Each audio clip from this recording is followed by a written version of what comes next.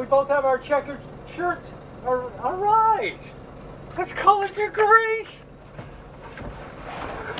How's it going, buddy? I'm sorry I'm a little late. It's been the craziest day probably I've ever been doing TV. It's been crazy for me the last couple of weeks. I had all my company here. Oh, you did? Yeah. Isn't it good to get rid of them, though? My kids. Oh, yeah. It's just...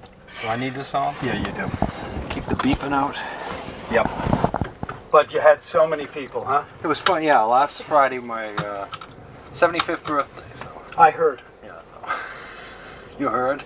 David Goodman told me about it. He knew about it. Well, okay. Denise and Jack came. That's right. His friends, Denise Congo. That's right. So 70. How do you feel? Good. What's the knee is getting ready? September 26th. I'm going up to see the doctor Tuesday. Okay. Who's doing it? Yep. That'll firm the date up. You have 4 hours of testing Tuesday. They test you on everything. Blood pressure. I see. Yeah. Everything. Because you had the other one done. Oh yeah, this one was done. This one's good.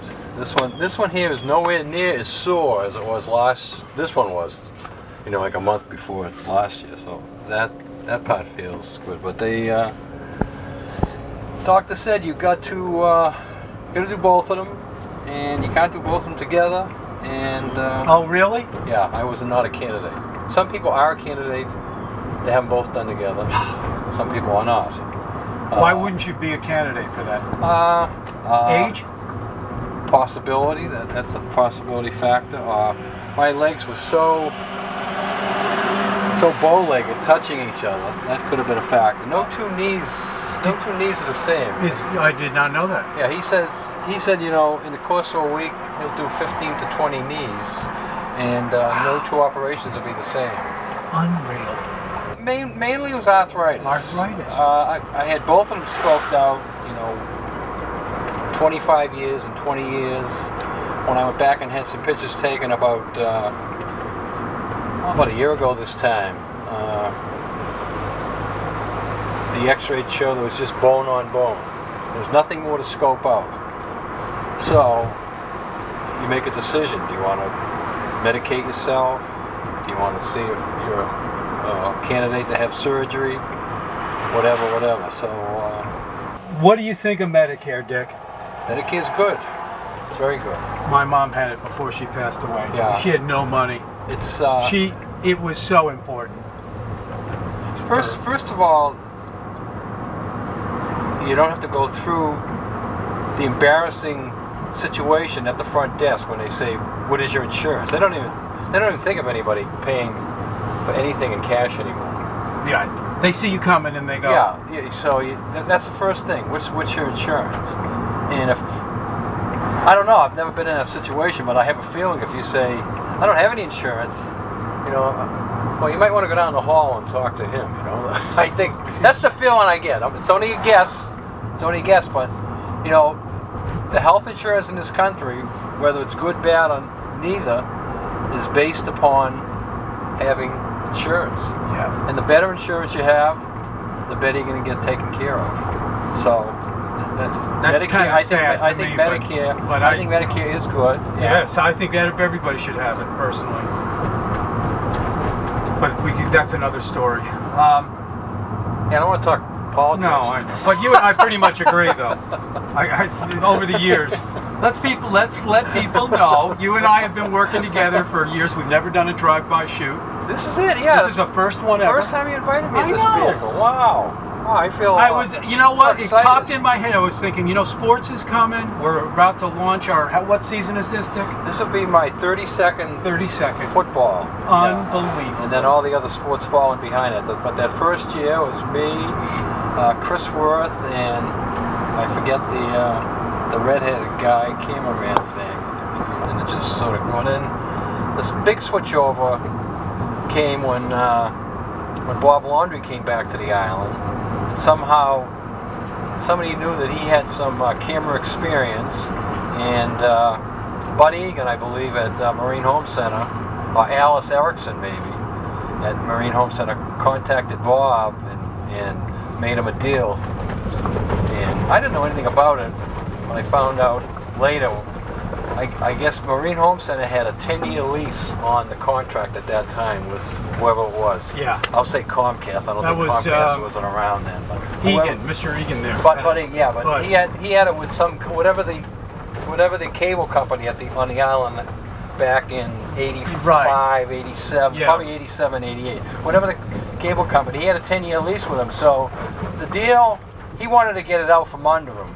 It was causing him some too much time, put it that way. So he wanted to get it out from under him. So he contacted Bob and said, you know, if you take over the station for me, I won't charge you anything except you just run my ads for the next 8 or 9 years. Yeah, there you go. So Bob took it, and every morning Alice Erickson would come by Bob Laundrie's house and put these marine ads on the TV screen.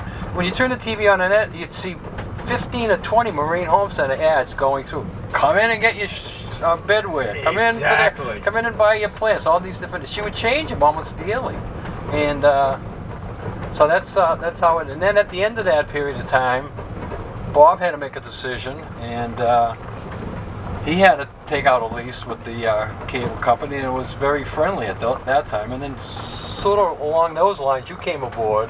Yeah. You started probably renting some space from Bob. I did, back in 96. Okay, so that was a little jump beyond that. So, and then all of a sudden in the 90s, as you well know, Comcast coming aboard, they brought the rates of the Nantucket channel, which was 3, and then 17, and now 99. Right. They brought it up to the ranks of the Natics and the Brooklines in a hurry. Yeah.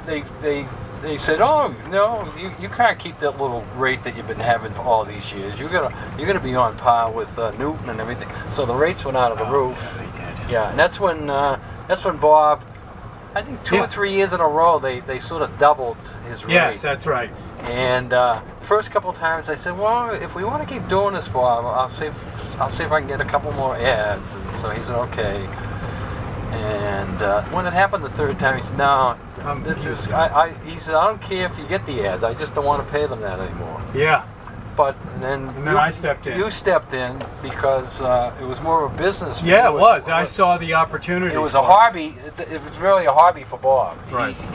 He wasn't running it. He wasn't running it to make money. He didn't want to lose money, but he wasn't running it to for his livelihood. He was starting up his bookkeeping and doing stuff like that. But by the way, this was once your beach, wasn't it here? My beach? Yeah.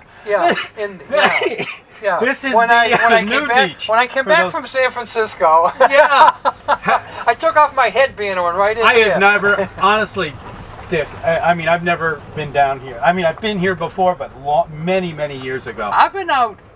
You sort of park here, and where those umbrellas are over there. Oh, it's kid friendly. Oh, because the kids can use this side here, which is no wave watch. It's part of the pond. And I've also gone to a couple of 4th of July beach parties where you come in on the other side and you wind up in the same area. See where those cars are parked all over there? See. Look at this. See this little swimming hole here? That's nice. This is real kid friendly. Wow. Now I haven't been out here in probably 10 or 15 years, so this grass has really grown up. Before it was all beach all the way in, sand. But now look, it's more like a pond than before. Before, the sand of the beach on the other side would meet the sand of this beach, but it's changed. This is a good view for me. This is really But nice. you can see how nice and kid-friendly it is. Yeah.